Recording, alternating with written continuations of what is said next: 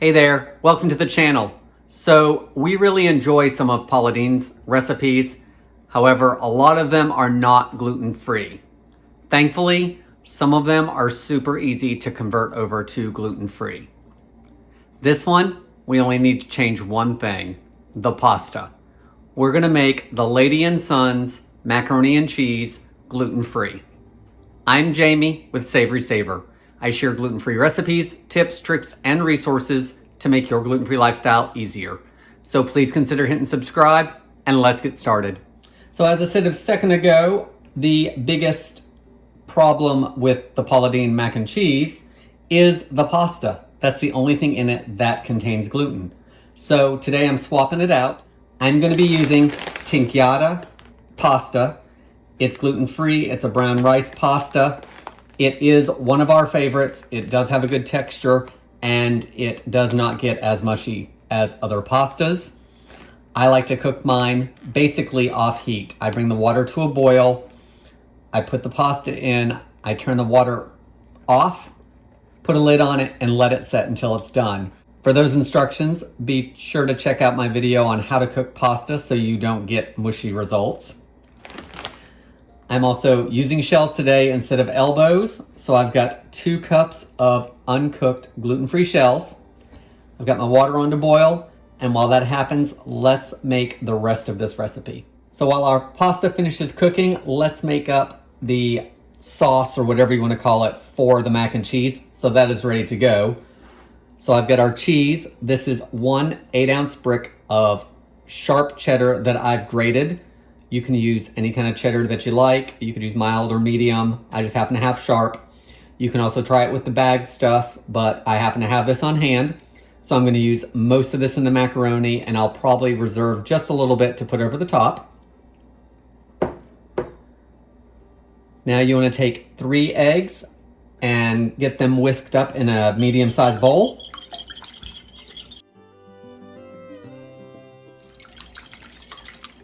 Once your eggs are whisked up, we can add 1 cup of milk. I'm just using 1% because that's what I have. You could also use evaporated milk or whatever other kind of milk you have.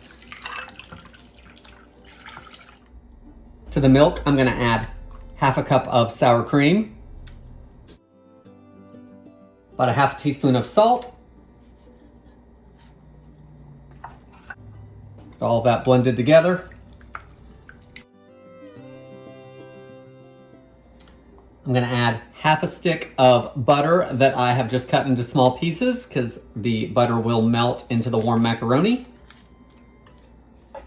So I'm just gonna break that up a little bit back into pieces. Now that this is all blended, we just need our macaroni to finish cooking, and then we can put it all together. Make sure your oven is preheated to 350 degrees so we can pop it in there as soon as it's done. So I've got our drained pasta here, so let's add most of this cheese while it's nice and hot.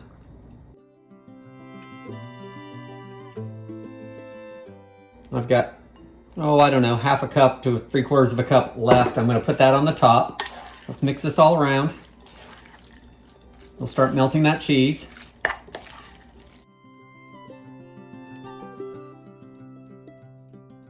It's not gonna totally melt, of course. And once that's incorporated some, and you kind of have it mixed all the way around, then we can add our egg mixture.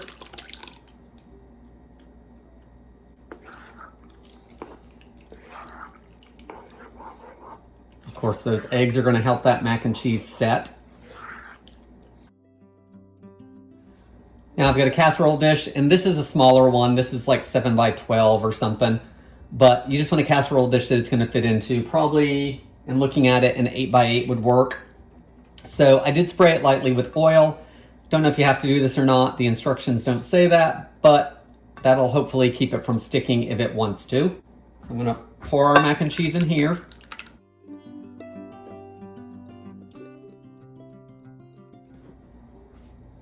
Now I'm going to take that rest of that cheese that I reserved and sprinkle it across the top.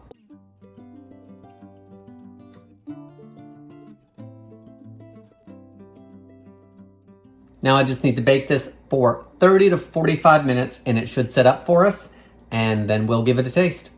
So our Paula Deen Lady & Sons mac and cheese that we made gluten-free is done.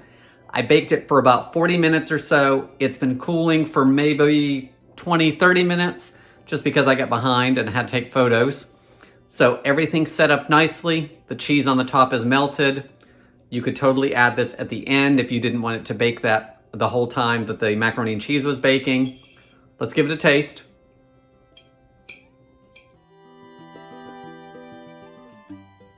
Very much home-style mac and cheese. The eggs helped everything set up nicely. The pasta, it is gluten-free and it's fallen apart a little bit, but not near as much as it does in other things. You still have to be a little gentle with it, but this Tinkyada brand is our favorite. I will definitely link below if you want to check that out. Also, check out the video on how to cook it so it doesn't get mushy, because some of the tips in that video definitely help not only this pasta, but other gluten-free pastas as well. Guys, that's all I have for today. I want to thank you so much for watching, and I hope to see you on the next video.